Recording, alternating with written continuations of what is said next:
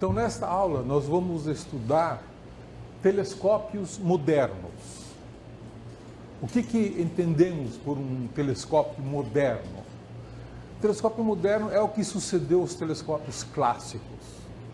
Os telescópios clássicos são aqueles que evoluíram desde o tempo do Galileu, que inventou uma luneta muito simples, né? Até o telescópio clássico mais moderno, que é o telescópio do Monte Palomar. O telescópio do Monte Palomar, ele tinha um espelho de 5 metros de diâmetro. E este espelho era rígido. E para ser rígido, ele tinha que ser muito grosso. E sendo muito grosso, ele pesava muito, né? E percebeu-se que não era possível fazer espelhos rígidos maiores do que 5 metros. Nunca ninguém conseguiu fazer isso. Por quê? Porque se você fizer um espelho rígido, muito grande, ele tem que ser muito espesso, ele pesa muito, então quando o telescópio gira apontando de uma estrela para outra estrela, o peso do espelho, ele vai fazer com que a superfície se deforme, né? Então não é possível construir um espelho rígido maior do que 5 metros. Então, com isso, para superar a barreira dos 5 metros de espelho, inventou-se a ótica ativa. Para superar a barreira dos 5 metros, inventou-se a ótica ativa. Tá? E isto é uma das características dos telescópios modernos. Os espelhos primários têm um aparato chamado de ótica ativa, e para isso o espelho tem que ser fino, ele tem que ser flexível, como uma grande lente de contato, de forma que você possa, na verdade, ativar a ótica a qualquer momento, né? Então, essa é uma das características dos telescópios modernos. A outra característica é a ótica adaptativa. Não confundir com ótica ativa. A ótica adaptativa tem o objetivo de corrigir os efeitos da turbulência atmosférica. Então, nós vamos ver agora o que é e como funcionam a ótica ativa, que atua no espelho primário, e a ótica adaptativa, que atua no espelho secundário ou no espelho terciário. E o objetivo das duas coisas, então, é superar o limite dos 5 metros e a ótica adaptativa melhorar a resolução angular com relação, que é limitado pela turbulência atmosférica, né? Este é um telescópio, então, clássico, um exemplo maior dos telescópios clássicos do Monte Palomar. Aqui vocês veem o espelho primário, né, e o espelho secundário aqui em cima. E tem basicamente essa estrutura. Você tem um espelho primário fixo e rígido, um espelho secundário aqui também fixo e rígido, e a luz das estrelas ou das galáxias reflete no espelho primário, vai para o secundário, reflete e é focalizado aqui no foco Cassegrain, que é esse furo no espelho primário, e entra então num espectrógrafo aqui. Uma das características de um telescópio clássico, que também é uma característica de um telescópio moderno, é que o poder coletor de fótons, é a quantidade de luz que um telescópio capta, é proporcional ao diâmetro ao quadrado, é proporcional à área do espelho, né? É claro, um telescópio com 4 metros quadrados capta o dobro de luz de um telescópio de 2 metros quadrados. É muito simples. Então, isso vai com o diâmetro do espelho. Então, nós podemos fazer uma comparação entre os diversos telescópios existentes. Se você considerar o olho humano como a unidade básica de captação de luz, vamos chamar o olho humano então de 1x, e o olho humano tem aproximadamente meio centímetro de diâmetro, a pupila tem meio centímetro de diâmetro, né? Então, você comparar isso com o telescópio do Galileu, que tinha 10 centímetros de diâmetro, ele tem 400 vezes mais área coletora e, portanto, capta 400 vezes mais luz do que o olho humano, né? Isso foi uma grande revolução. Já o telescópio espacial tem 2,40 m, ele tem uma área coletora de luz de 250 mil vezes do olho humano. 250 mil em termos de área coletora de luz apenas. É essa a comparação que nós estamos fazendo. O telescópio Palomar de 5 metros corresponde a 1 milhão de olhos humanos. Tá? O telescópio Gemini, que é um telescópio de 8 metros, corresponde a 2,5 milhões de olhos humanos. E o telescópio GMT, Giant Magellan Telescope, que é um telescópio de 25 metros, que está sendo projetado para ser construído nos próximos anos, corresponde a 25 milhões de olhos humanos, né? Então aí você tem um termo de comparação de como é que evoluiu a capacidade de captar luz pelos telescópios, né? Um outro ponto que é importante é a nitidez do telescópio. Não basta você aumentar a capacidade de captar luz. Por exemplo, o telescópio espacial tem metade do diâmetro de um telescópio Hubble, mas ele tem uma nitidez, uma resolução angular que é 10 vezes melhor do que o Monte Palomar. E é por isso que ele fez tanto sucesso. Não é porque ele capta mais luz, é porque ele tem mais nitidez, mais resolução angular. O que é uma resolução angular? Vamos lá. Uma resolução angular se mede em segundos de arco. Segundo de arco é uma medida de ângulo, né? Uma circunferência tem 360 graus. Cada grau tem 60 minutos de arco. E cada minuto de arco tem 60 segundos de arco, né? Então, por exemplo, para vocês terem uma ideia do quanto que isso representa, o diâmetro aparente da Lua é de 1.800 segundos aproximadamente. 1.800 segundos, né? Se você pegar uma moeda de 10 centavos e colocar a uma distância de 5 metros, o diâmetro que você vai enxergar essa moeda é de 400 segundos de arco, né? 400 segundos de arco. A vista humana consegue enxergar o diâmetro, consegue até dizer que isto é uma moeda. Talvez até qual é o valor da moeda.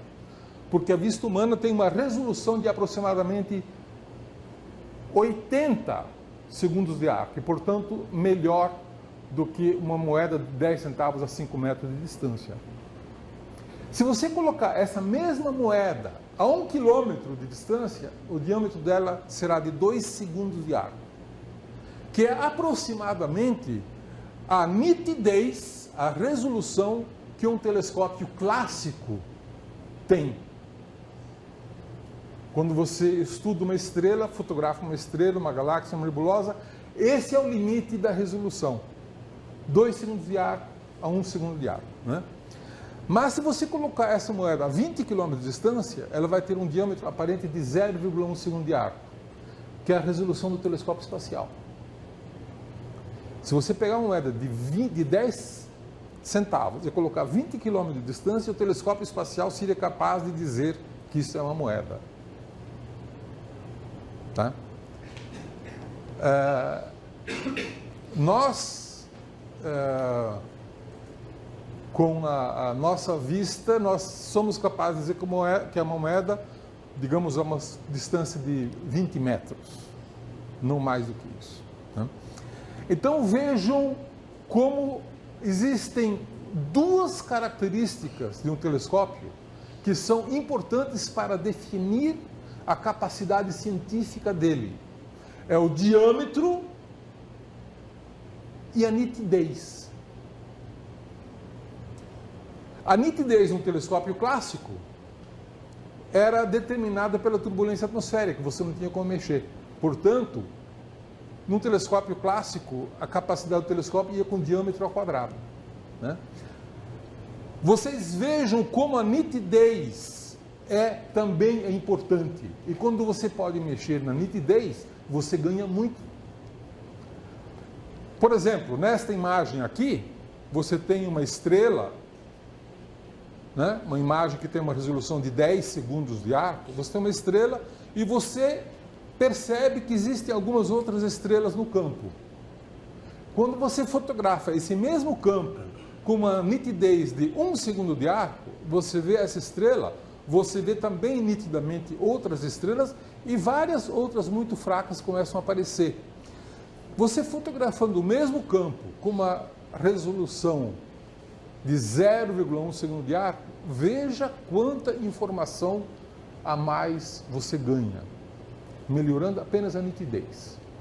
Então a nitidez ajuda a obter mais informação. Não é só a quantidade de luz coletada. Então, num telescópio moderno, você consegue aumentar a área coletora, que é definido pelo diâmetro, usando a óptica ativa. E você consegue melhorar a nitidez, a resolução, que nós vamos chamar de R, com a óptica adaptativa. E, portanto, a qualidade científica de um telescópio moderno não é mais D ao quadrado, e sim D sobre R ao quadrado. Né? Você pode ganhar muito mantendo o diâmetro e melhorando, diminuindo a resolução, diminuindo o R, que o R está no denominador. Né? Esta é o que nós chamamos de a figura de mérito da qualidade de um telescópio, né? Que é o que nós queremos otimizar com as técnicas de óptica ativa e óptica adaptativa.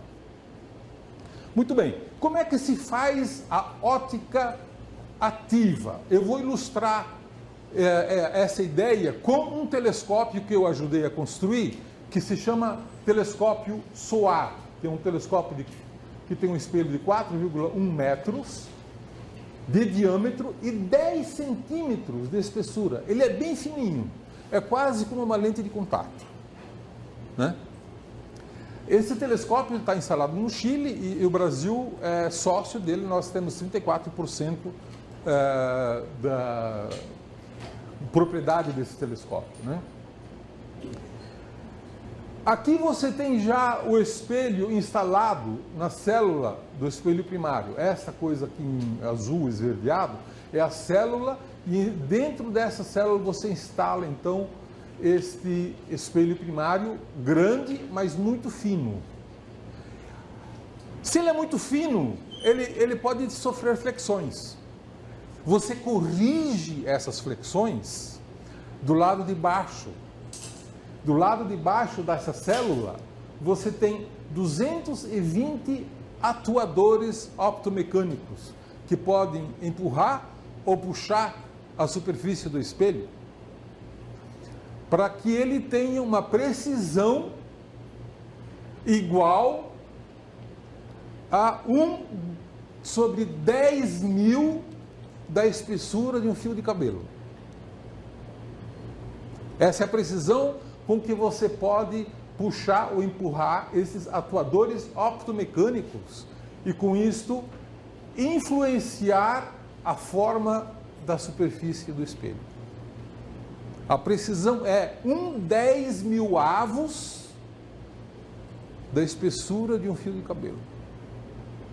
É isso que você precisa para fazer uma imagem perfeita, né? Então, esta é a função da óptica ativa. Ela atua no espelho primário e, na verdade, do lado de baixo do espelho primário. E quando você muda o telescópio, que estava calibrado para uma estrela numa posição, para uma outra estrela numa outra posição, as forças gravitacionais deformam as coisas. Então você tem que regular novamente os atuadores para que a superfície novamente fique perfeita para aquele apontamento, para aquela posição. Certo? É complicado? É, mas funciona. Né? Hoje em dia você pode ter muitos computadores à sua volta e fazer os computadores fazer esse trabalho para você. Né? Mas a ótica ativa, ela é relativamente... você não precisa ficar mudando a cada 10 minutos ou a cada 10 segundos. Para cada estrela que você aponta, você corrige. Enquanto você está observando essa estrela, você não precisa mais corrigir. Você vai corrigir quando aponta para uma outra estrela. Certo? Muito bem. O telescópio Gemini é um outro telescópio do qual o Brasil é sócio. Nós temos 6,5% de 2 telescópios de 8 metros. Né? Então, são telescópios que têm um espelho primário de 8 metros e tem, além da ótica ativa, tem também ótica adaptativa. Vamos ver como é que funciona agora a ótica adaptativa. E vocês se lembram que o papel da ótica adaptativa é corrigir a turbulência atmosférica. Então, o espelho primário, ele tem 8 metros de diâmetro, e se você quiser saber qual é a rugosidade desse espelho primário, você imagine que você espiche esse espelho primário para ele ficar do tamanho do Brasil. Se o espelho tivesse o tamanho do Brasil, a maior montanha do espelho teria 6 milímetros. Esta é a precisão com que o espelho é polido. Tá? Ele precisa ser polido com absoluta perfeição para poder produzir imagens perfeitas. O peso do telescópio todo é de 360 toneladas. Né? E a luz faz uma trajetória que vocês podem ver aí. Quer dizer, a luz das estrelas vem aqui de cima, reflete no espelho primário, vai para o secundário, reflete e vai para o foco. E dentro do foco Cassegrain, você tem um terceiro espelho, que é onde é feita a ótica adaptativa. Né? Às vezes, agora está se tentando fazer ótica adaptativa no espelho secundário. Né? Agora já existe em operação, mas é muito mais difícil. Classicamente, agora, nos últimos telescópios que foram construídos, foi sempre feito num espelho terciário. O que é a ótica adaptativa? Se você tem um telescópio no espaço, no vácuo, então as frentes de onda da luz, elas vêm planas. Né? A luz se reflete no espelho primário, se reflete no secundário e vai aqui para o foco. Quando ela produz uma imagem no foco, essa luz, se a imagem for perfeita, ela vai ter anéis. O ponto vai ter anéis. Porque são os anéis de difração. Isso é um fenômeno físico, né? Que quando vocês veem esses anéis em torno de um ponto, vocês não se preocupem que isso é algum erro. Não. Isso é a prova de que a imagem é perfeita. Porque é o chamado limite de difração. É a difração da luz que produz esses anéis. Tá? E quanto maior o espelho primário, mais nítido, menores são esses anéis. Tá? Então você precisa de um espelho grande para produzir uma nitidez grande, mesmo com ótica adaptativa. E quando você coloca então esse telescópio não no espaço, no vácuo, mas sim na atmosfera terrestre, o que acontece? As frentes de onda de luz que no vácuo eram planas, elas começam a se deformar por causa da turbulência. Então a luz se reflete no primário, no espelho secundário, vai para o foco e produz uma imagem borrada por causa da turbulência atmosférica, né? Você vê então aqui uma limitação na qualidade da imagem, né? E é isso que você quer corrigir. O ideal seria você transformar esta imagem nesta imagem. Isso seria o máximo que você poderia almejar, né? E isso agora é possível de fazer. Como é que isso é feito? Isso é feito no espelho terciário, que é esse espelho aqui. Desse espelho, que recebe as frentes de ondas deformadas pela turbulência atmosférica, a parte azul é refletida para cá e a parte vermelha passa para cá.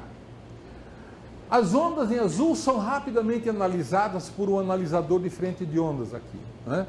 E esse analisador passa a cada 200, 1 sobre 200 avos de segundo, passa a informação do analisador para o espelho terciário, 200 vezes por segundo, né?